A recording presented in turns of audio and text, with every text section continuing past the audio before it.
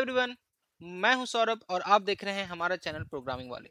तो हम आज कंटिन्यू करने वाले हैं अपना लीड कोड 75 का डे 2, जिसमें हम आज सॉल्व करेंगे greatest common divisor of string.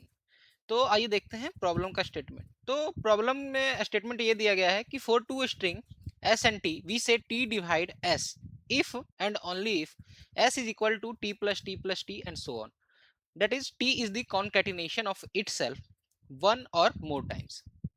Basically, given two string str1 and str2, return the largest string x such that x divide both str1 and str2। तो आइए इस प्रॉब्लम को पहले हम नोटपैड में सॉल्व करते हैं, उसके बाद इसको सॉल्व करेंगे।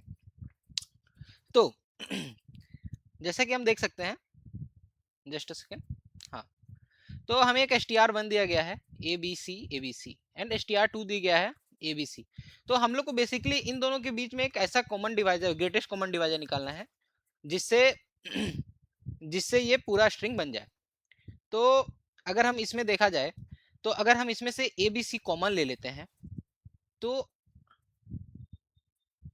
हम ये दोनों स्ट्रिंग बना सकते हैं। अगर ए बी सी कॉमन लिए हैं तो ये खुद ही str2 है, प्लस अगर हम इसमें ए बी सी दो बार और जोड़ दें तो ये हमारा str1 भी बन जाता है। अच्छा, दूसरे एग्जाम्पल में देखते हैं। इसमें a b a b a b और str2 में ए बी दिया गया है। तो अगर हम इसमें से ए बी कॉमन लेते हैं तो हम str1 भी बना लेंगे और str2 भी बना लेंगे। जैसे कि ए बी अगर हमने कॉमन लिया, अगर इसमें एक बार और ए बी को जोड़ते हैं तो str2 बन गया, और अगर एक बार और ए बी जोड़ दिया तो str1 भी बन गया। तो हमारा कॉमन जो होगा ए बी होगा। अच्छा, इस पे देखते हैं लीट कोड। इसमें से हम कोई भी ऐसा चीज कॉमन नहीं ले सकते हैं जिससे एक स्ट्रिंग से दूसरे स्ट्रिंग को बनाया जा सके। तो इसमें देखिए हमने एम्प्टी स्ट्रिंग रिटर्न हो रहा है। अच्छा, अब ये फोर्थ एग्जांपल भी देख लेते हैं। तो इसमें दिया गया है ए बी एंड ए। अब इसमें भी हम कुछ कॉमन नहीं ले सकते हैं। अगर इसमें से मान लेते हैं कि एक ए या दो ए या तीन ए भी लेते हैं तो ये बी हमारा आ ही नहीं सकता। तो इसमें भी हम एक एम्प्टी स्ट्रिंग रिटर्न करते हैं।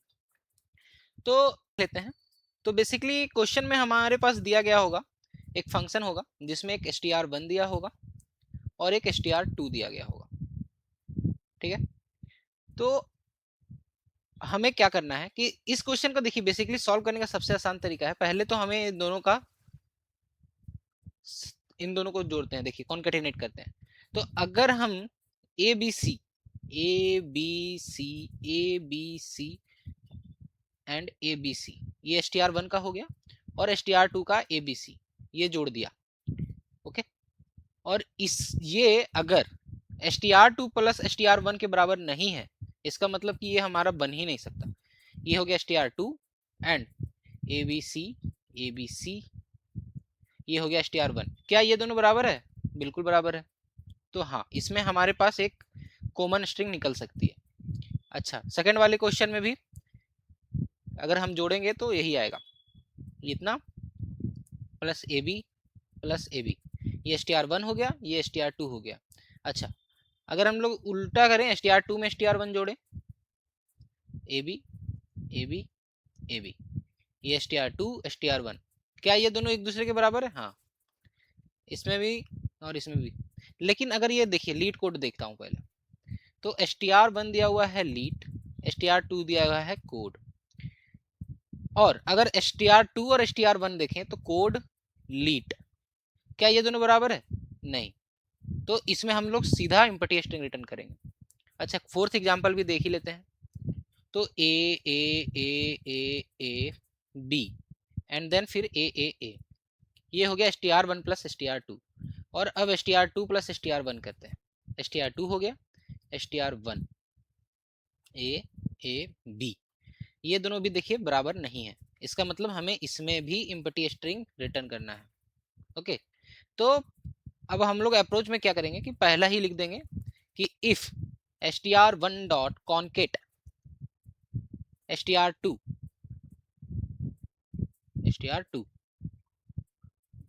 Dot equals str2 plus str1। यहाँ अगर हम कॉन्केट ना भी लिखें तो यहाँ पे हम प्लस के साथ भी लिख सकते हैं str2। ओके, तो अगर ऐसा है तो हमें सिंपली रिटर्न कर देना है एम्प्टी स्ट्रिंग। अगर ऐसा नहीं है तो हम आगे देख के क्या करेंगे कि हम पहले इन दोनों का साइज निकालेंगे। एन में स्टोर कर लेंगे str1 का लेंथ और एम में स्टोर कर लेंगे str2 का लेंथ। ठीक है, अब इसमें सबसे बड़ा बात है कि हम लोग को जीसीडी निकालना है, ग्रेटेस्ट कॉमन डिवाइजर है, या फिर आप बोल सकते हैं एचसीएफ। तो एक इंटीजर लेंगे जिसमें हम लोग जीसीडी का लेंथ स्टोर करेंगे कि हम जीसीडी से ये एन और एम के साइज से कितना का जीसीडी बनेगा, और लास्ट में हम लोग एक सबस्ट्रिंग रिटर्न करेंगे। अब जीसीडी का फंक्शन भी लिखेंगे, एक सेकेंड। तो पहले str1 dot substring 0, GCD length. ठीक है, अब बेसिकली हम लोग को अब जीसीडी का एक फंक्शन भी लिखना पड़ेगा। तो जीसीडी ऑफ लेट से ले लेते हैं a, b। तो जीसीडी का फंक्शन जहाँ तक है आपको आता होगा, फिर भी मैं बता देता हूँ कि इसको लिखने के लिए हम एक वाइल लूप लेते हैं। जब तक b हमारा less than equal to zero है, नॉट इक्वल टू जीरो है, तब तक चलाएंगे। एक टेम्परेरी वेरिएबल लेंगे जिसमें a मॉड्यूलो b कर लेंगे, then a equal to b and b equal to temp. इससे होगा क्या कि ये वाले एग्जांपल में हम देख लेते हैं, थर्ड वाले एग्जांपल में जैसे str1 हमें दिया गया है 1 2 3 4 5 6, यानी कि a हमारा हो गया 6 साइज का, b हमारा हो गया 4 साइज का, str2b है, b हमारा 4 साइज का। ठीक है, अब वाइल लूप में जाएगा, चेक करेगा b क्या less than zero, not equal to zero है, हाँ तो अंदर गया, टेम्परेरी वेरिएबल में स्टोर होगा a मॉड्यूलो b, यानी कि टेम्परेरी अब क्या बन जाएगा 6 मॉड्यूलो 4 यानी कि 2। ओके, अब a को हम b के बराबर कर देंगे तो 6 जो है 4 बन जाएगा, और हमारा b में स्टोर कर देंगे हम 2। ओके, अब ये वाइल लूप फिर से शुरू होगा, वाइल लूप फिर से शुरू होगा।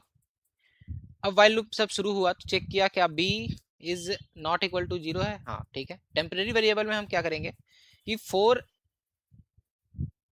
मॉड्यूलो b यानी कि 4 मॉड्यूलो 2 आएगा क्या जीरो।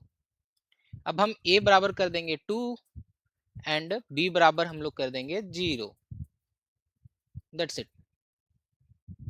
अब लास्ट में हमें कुछ करना नहीं है, रिटर्न कर देना है a। अब देखिए यहाँ पे जो b है सो जीरो हो गया है, तो ये वाला अब दोबारा से लूप चलेगा नहीं, लास्ट में रिटर्न a हो रहा है, a यानी कि 2 रिटर्न करेगा। अब यहाँ से 2 रिटर्न होकर यहाँ पे 2 जाएगा, str1 का 2 0, 2। अब एग्जाम्पल में क्या था str1, इसमें 2 साइज तक लेंगे तो a भी आएगा, और a भी ही हमारा आंसर है। तो बस अब हम क्वेश्चन का सॉल्यूशन देख लेते हैं। तो लीड कोड पे चलते हैं। तो देखिए जैसे मैंने बताया कि हमें गिवन था str1 और str2। तो एक इफ कंडीशन में हम लोग चेक कर ले हैं कि क्या str1 plus str2 not equal to str2 and str1 है। अगर बराबर नहीं है ये यहाँ पे नॉट का साइन लगा हुआ है, अगर ये ट्रू आता है तो ये फॉल्स कर देगा, फॉल्स आता है ट्रू कर देगा। तो हम यहाँ रिटर्न करेंगे एम्प्टी स्ट्रिंग। अब हम एक n में str1 से का लेंथ स्टोर किए, m में str2 का लेंथ स्टोर किए, एंड देन gcd का लेंथ जो है सो अब हम gcd पे कॉल हो रहा है यहाँ पे लेंथ निकालने के लिए। अब gcd पे जाते हैं तो यहाँ पे gcd में हमने एक वाइल लूप लिया है, जबकि b जब नॉट इक्वल टू जीरो है तब तक चलेगा, एंड टेम्परेरी वेरिएबल में हम लोग a मॉड्यूलो b कर ले रहे हैं, जैसा मैंने समझाया अभी, बस वही करना है।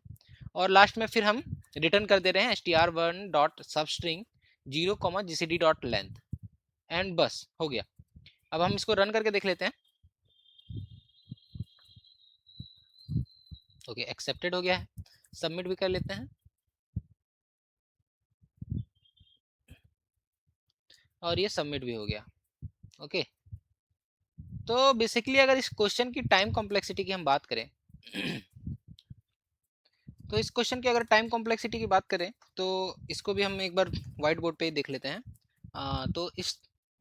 तो हम टाइम कॉम्प्लेक्सिटी के लिए अगर देखें तो जीसीडी की अगर लूप की बात करें तो ये हमारा टाइम ले रहा है total big of log of minimum of a, b। ठीक है, और हम यहाँ पे str1 एंड str2 का कंपैरिजन कर रहे हैं, तो उसके लिए हमारा लग रहा है str1 प्लस str2